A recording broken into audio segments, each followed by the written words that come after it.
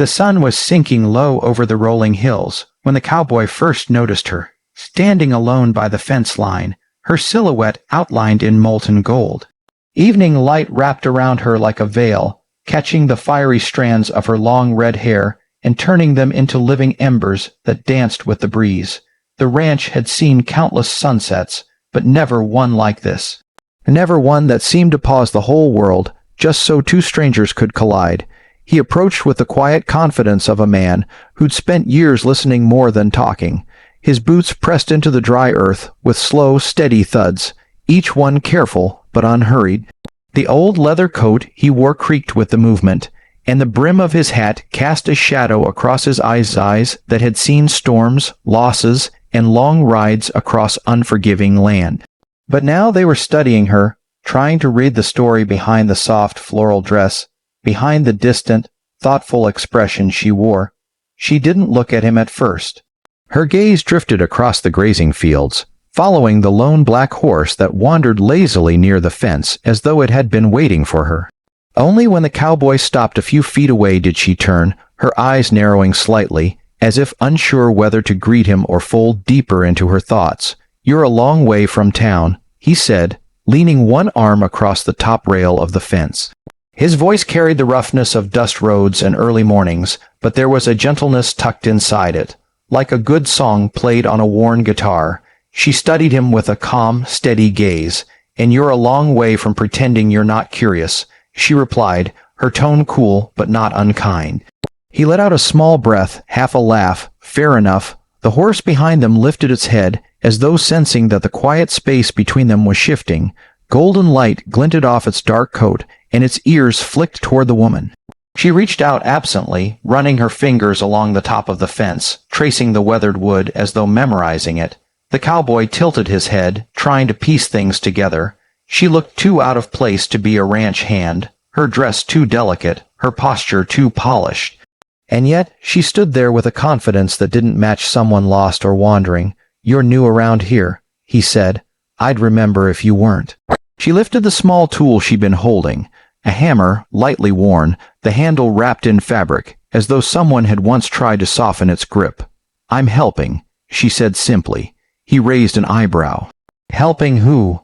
He expected a straightforward answer, but instead, her eyes drifted back toward the barn in the distance. The structure stood quiet, the boards grayed from years under the sun. Something about her expression shifted, just slightly, but enough for him to notice. There was a weight there, something she didn't intend to explain to a stranger in a dusty field. "You don't look like someone who just happens to help," he said, watching her closely. She turned fully toward him this time, leaning one elbow on the fence. The breeze tugged lightly at her dress, carrying the faint scent of wildflowers. "And you don't look like someone who just happens to mind their own business." He bit back another laugh. "You're sharp." "I've had to be." Her answer hung between them, quiet but heavy. The cowboy didn't push further. Something in her tone warned him that there were pieces of her story better left untouched, at least for now. Instead, he shifted his stance, crossing his arms against the fence. The countryside stretched endlessly around them, painted in vibrant strokes of amber, copper, and soft violet as the sun dipped lower. Crickets began their evening chorus. The world was changing into night, but the moment between them held still, suspended. "You planning on staying long?" he asked eventually. She looked toward the horizon, her jaw tightening for the briefest moment. "Long enough," she murmured. He nodded slowly, though he didn't fully understand what that meant. He had the feeling she wasn't here by accident, and whatever brought her to this ranch, it wasn't something simple, not something she could put into a neat explanation. The cowboy cleared his throat. "Names, Carter." She hesitated only a moment. "Eliza." Just names, but even names felt like an exchange of trust in that fading light. The horse behind them snorted softly, as though urging the conversation forward. But instead, silence settled again. Comfortable this time, the kind of silence where two strangers stop feeling like strangers.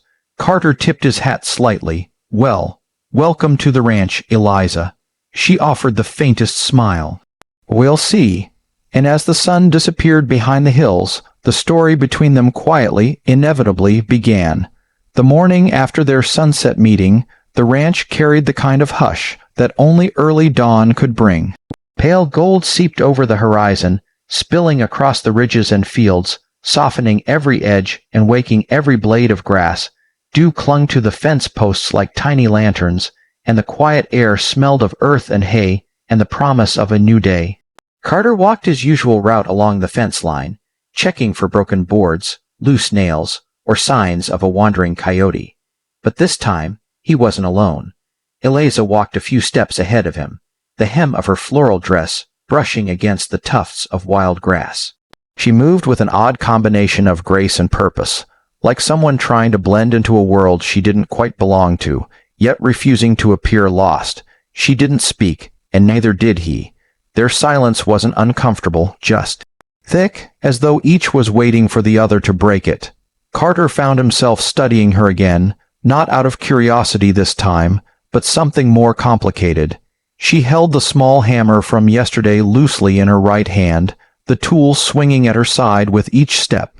Strange, he thought, the way she seemed determined to help fix things around the ranch, even though she didn't look like someone used to farm work. But she wasn't helpless, not even close. "You're up early," Carter finally said, his voice carrying across the quiet field. "So are you," she replied, not looking back. He chuckled. "I live here. Maybe I do too." She said it casually, yet something in the words made him straighten. Maybe she meant nothing by it. Maybe she just wanted to end the back and forth.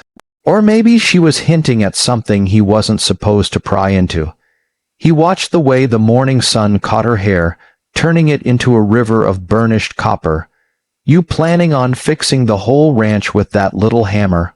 Carter asked, nodding toward the tool in her hand. Her lips twitched. "Depends on how broken it is." He stopped walking for a moment, hands resting on his belt. "What's that supposed to mean?" She paused too, though she didn't turn fully toward him. Instead, she stared over the fence, watching the horses trot lazily across the pasture.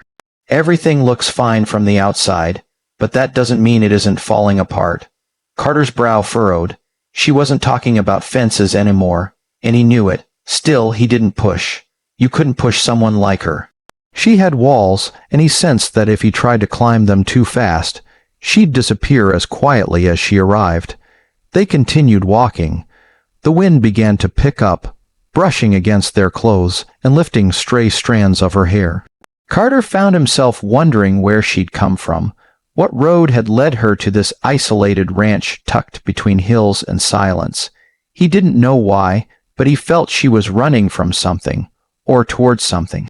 "How long have you been on the move?" he asked, letting the question out gently. She slowed her pace, long enough to know that people asked too many questions. He nodded once. Fair enough. He respected boundaries. But that didn't stop the pull he felt, the instinct that her presence wasn't random, that her arrival might change things in ways he couldn't predict. "I'm not trying to pry," Carter said, "just trying to figure out how to help if you need it." Eliza finally turned her head, just enough for him to see her expression. Her eyes held that same guarded calm, but beneath it, buried deep, was something like exhaustion, or maybe sorrow. "I don't need help," she said softly. "I just need space to breathe." Carter exhaled slowly. "You'll get that here. Plenty of space." That earned him a small, fleeting smile. It wasn't much, but it was real, and it softened something in him. They reached the far end of the fence, where one of the boards had loosened from the night wind. Eliza crouched down, inspecting the wood with surprising focus. Carter watched her as she lifted the hammer, tapping a nail back into place with practiced, steady movements. Not polished movements, not like someone trained, but like someone who had learned because they had to. "You've done this before," he said quietly. She didn't look up. "A long time ago." Carter crouched beside her, close enough to see the faint freckles across her cheek, the tension in her jaw, the determination in her hands. He realized then, she wasn't fixing the fence. She was keeping her hands busy, keeping her mind from drifting somewhere painful. "Eliza," he said softly, "you don't have to fight the whole world by yourself." She froze, hammer still resting against the wood. For a moment, the ranch was silent except for the distant whinny of a horse. Then she whispered, barely audible, "I already tried needing people once." Carter's chest tightened. There it was, the truth she never meant to reveal. The wind shifted again, carrying the weight of her words across the endless plains. And as the sun climbed higher, pouring warm light over the two of them crouched by the fence, Carter realized something. She wasn't just passing through. She was hiding, and whether she wanted it or not. He wasn't about to let her hide alone.